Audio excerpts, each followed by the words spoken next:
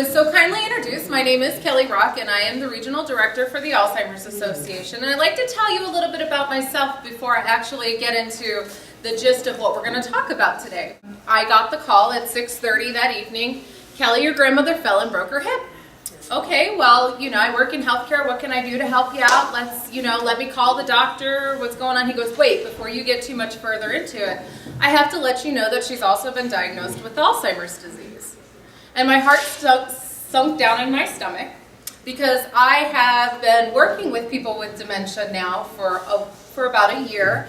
And had watched their families struggle with the disease progression and watched individuals with dementia slowly progress in their disease. And I was now living the life. But not only was I living the life of a caregiver, but I was a long-distance caregiver. So I spent most of my time traveling back and forth between the East Coast and Tucson, Arizona, so that I could help my family take care of my grandmother. So I'm going to reference my grandmother a lot while I'm talking about the 10 signs of Alzheimer's disease and the differences between the different types of dementia, because I saw these signs in my grandmother 10 years before she got a diagnosis. But because my grandmother was just getting older, we brushed it under the rug. And that's one of the reasons why when the position opened at the Alzheimer's Association, I said, that is the perfect position for me.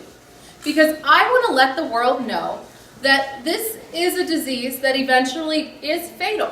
But early diagnosis really is the key to improving quality of life, not only for the individual who has the disease, but also for their caregivers. When I had to place my grandmother in long-term care and we had to put her in a nursing home, my heart was shattered because I should have been able to take care of her. I worked in healthcare, I was young, I should be able to take care of her. But we never had those conversations because Grandma was okay. She was just getting older. So we'll talk a little bit about that. So what's the difference between Alzheimer's disease and normal aging? Well, I know that on Thursday morning when I get up after I play softball, it's a little harder for me to get out of bed. Muscles hurt a little bit more. Moving your limbs is a little bit more difficult. Eyes, maybe you haven't been wearing glasses, all of a sudden you're starting to wear glasses. Okay, hearing, things hear a little bit, they sound a little bit different than they once did. Maybe you're wearing hearing aids now. Food tastes different. You find yourself putting more salt or sugar on things so that you get a little bit better taste. Those are all physical changes that occur with aging. Well, as our physical body is changing, so are our brains. Okay, I went to the doctor's office the other day and he told me, Kelly, you're in your late 30s, your brain is now shrinking. Well, thank you, doctor. I'm so glad I spent my $30 to come in here and for you to tell me. And so we laughed it off. But the truth is that as our body ages, so does our brain. And our brains are naturally shrinking. It's something that comes along with age, and it happens. So there is no such thing as having a little bit of dementia or having a little bit of memory loss, okay? Yes, as we get older, it's harder to remember things. It takes us twice as long to get where we need to be. Sometimes it takes us a little bit longer to recall the information, but eventually we do, okay? Eventually we pull out the calendar and remember that we're supposed to be at church. Yes? What's the difference between dementia and Alzheimer's? That is the million-dollar question, and I'm so glad you asked it. And I have my notes on my phone so that I stay in order, so I'm really not checking emails as I pull out my phone, just so you know. But the difference between Alzheimer's disease and dementia. So dementia is an umbrella term, okay? So if you go into the doctor and you say to the doctor, "Doctor, my throat is hurting, I have a fever, and my stomach is hurting." Those are all symptoms. And then the doctor says, well, you have the flu, okay? Your flu is a disease that is causing you to have those symptoms. So when we talk about Alzheimer's disease and dementia, dementia is a set of symptoms. It's an impairment in your memory, impairment in judgment, and inability to reason. Okay, so those are some of the 3 symptoms that we see related to dementia that is caused by Alzheimer's disease, okay? Alzheimer's disease is a disease of the brain that destroys brain cells.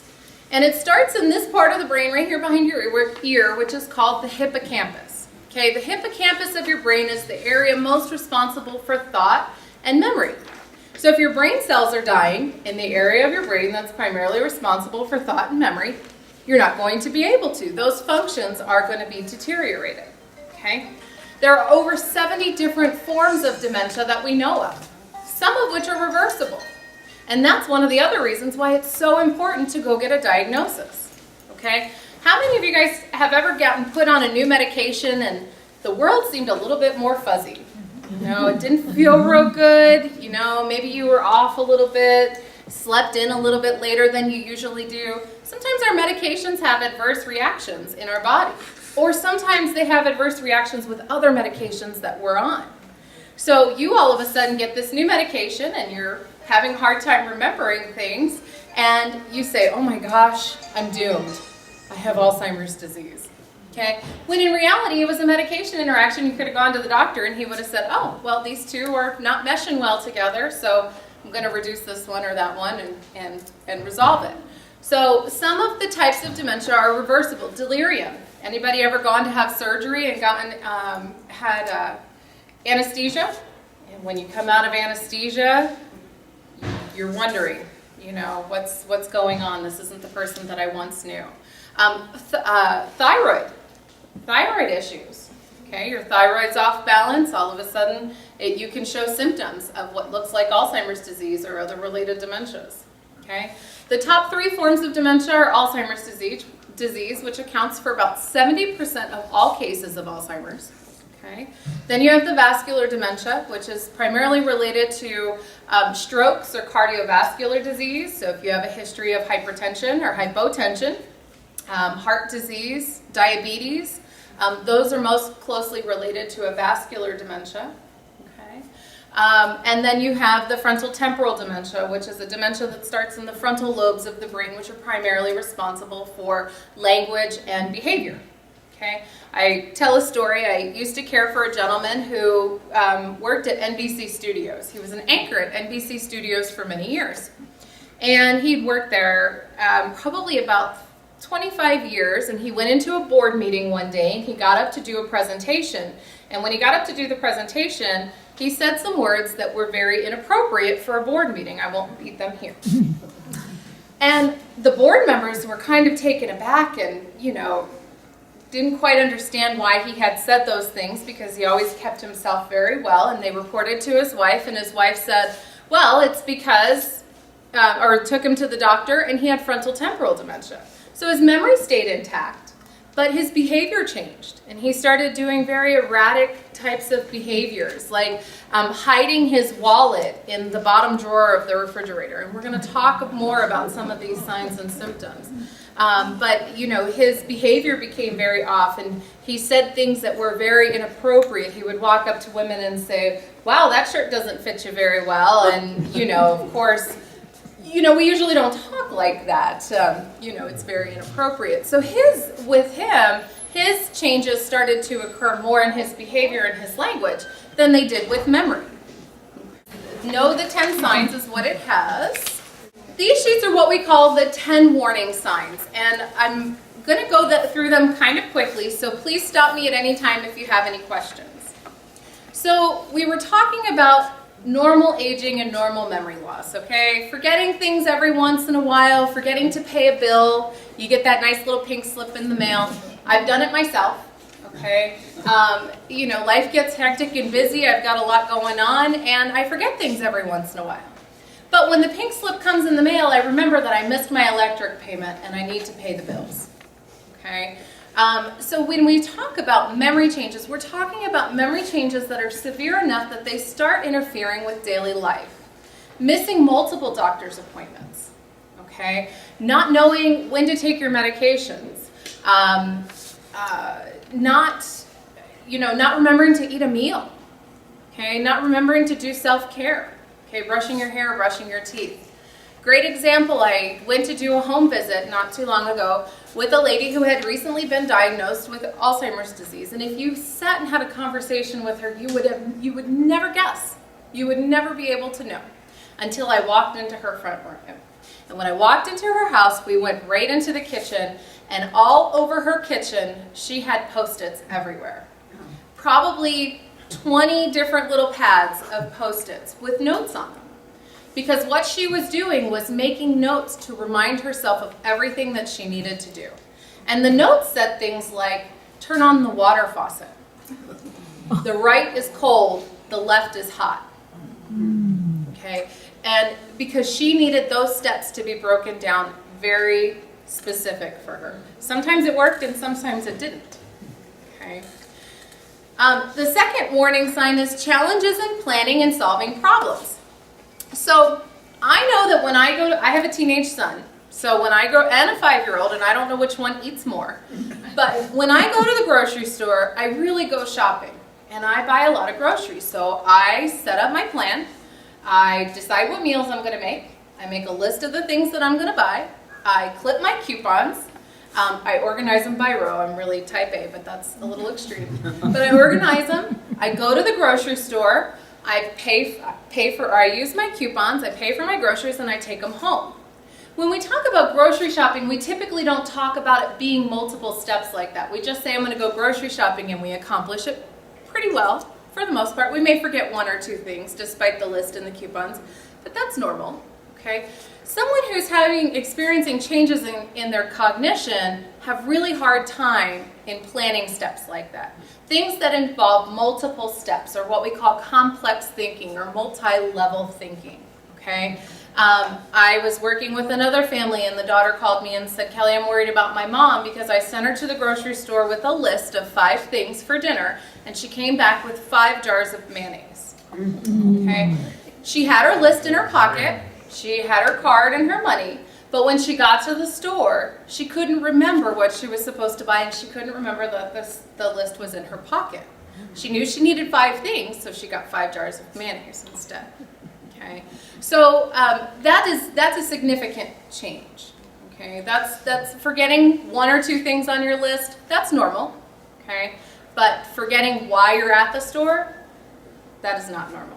For my grandmother, when it came into planning and solving problems, we used to go out to eat, and we went to the same restaurant every time I visited her in New Jersey, a great little fish restaurant with fresh fish. And we went to the restaurant, and I never liked fish, so I always ate chicken. But my grandmother loved it. And so when we went to the restaurant, they gave her the menu, and they gave me my menu, and I put my menu down. And she sat there and she looked at it for a few minutes, and then she set hers down. I said, Grandma, what are you going to get? And she goes, I'm going to get what you're having. And I was like, well, why? You've always gotten sea bass. Why are you going to eat, why are you going to eat chicken? She goes, oh, yes, that's what I meant. I wanted sea bass. She covered it up real quick. But that's one of those signs that I saw many years ago that I didn't pick up on because I had just shrugged it off. But again, this had been a restaurant that we had been going to for many, many years. Okay. The third sign is difficulty completing familiar tasks at home, work, or leisure. Okay. My mother has just taken up a new game of bunco. Now, I have no idea what bunco is, but I'm determined to learn what it is. But she goes to bunco 2 times a week to these ladies' homes, and they play this game, and they have a good time, and she knows the game by heart. If my mother were to call me and say, I'm not going to go to bunco anymore because I'm having a hard time keeping up, that would be a sign that there is something wrong. Okay? Familiar tasks, washing the dishes. Okay? Doing familiar activities, washing the car for my gentlemen in the room. If you like to wash your car, all of a sudden the car's really dirty. Okay? The task becomes more difficult. The fourth sign is confusion with time or place. Okay? Now, I wake up every morning and I have to look at the calendar to remember what day it is. Okay? I know to go to the calendar to look for the day. And I'm pleasantly reminded that it's the middle of the week and that I have a couple more days till the weekend. But the calendar is there and I know where to find the information. When someone's starting to experience changes in their cognition, they'll do things like putting on a winter jacket even though it's 80 degrees outside, okay? Or forgetting what season it is. Even, it can be confusing in Arizona only because our weather hardly ever changes. But we pretty much know that it's fall and that Thanksgiving is coming up, hence the nice pumpkins on the table, and we can recall that. But someone who's experiencing changes in cognition may not be able to judge that. or know what month it is, or what year it is. What year is it? Oh, it's 1970. That's a problem. Okay. Got a helpline call the other day from a daughter who called in and was visiting her dad, and her dad had historically stayed up and watched The Late Show every night. He stayed up, watched Jay Leno, and then he went to bed, and that was it. Well, while she had been visiting, he has now started to go to bed after lunch. So they'd go out to lunch at a restaurant, and they'd come home, and he'd go into his room, put his pajamas on, and get in bed. And she would go in and, Dad, what are you doing? It's noon. And he'd say, no, it's time for bed. Get out of here. You need to go to bed yourself. Because he was starting to confuse what time of the day it was. Even though she pulled out a clock and said, it's only 1 o'clock in the afternoon. It was, he truly believed, and his brain would not allow him to believe otherwise. And so he started, and they got a diagnosis of Alzheimer's disease. When did he get up? Good question that I didn't ask. The fifth sign is trouble understanding visual images and spatial relationships. So as we get older, again, going back to that physical part of our being that, our bodies are changing and we have increased falls, or we are at an increased risk of falling. People who are experiencing changes in cognition are at an even higher risk of falling.